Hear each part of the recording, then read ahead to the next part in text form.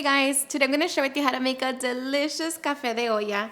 So if you want to learn how to make it, just stay tuned and I'll show you how. Alrighty guys, so here I already have all of my ingredients. As always, they will be listed in the description box. So with that being said, let's begin cooking. Okay, so we're going to begin by adding 12 cups of water to our pot.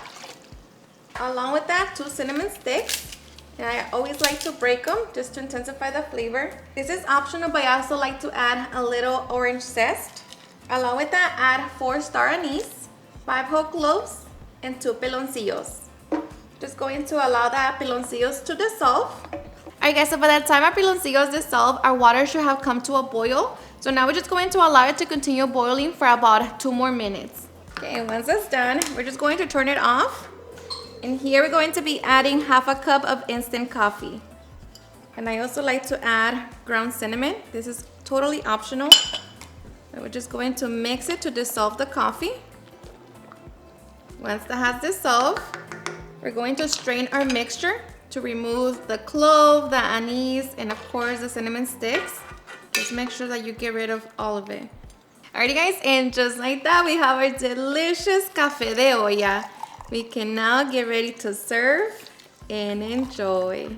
Alrighty guys, and now for the best part, the taste test. Now let me tell you guys that this cafe right here seriously takes me back to my childhood. I remember my grandma, she always had a pot of su café en la estufa, just waiting, for anyone to come and visit. But let me tell you that this right here is seriously super easy to make. And of course, you have to enjoy it with your pan dulce. So I hope you give it a try and enjoy it just as much. Cheers and enjoy.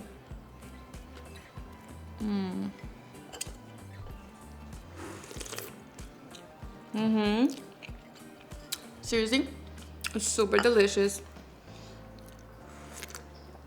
And of course, if you want to enjoy it with a little splash of carnation milk, you can always do that.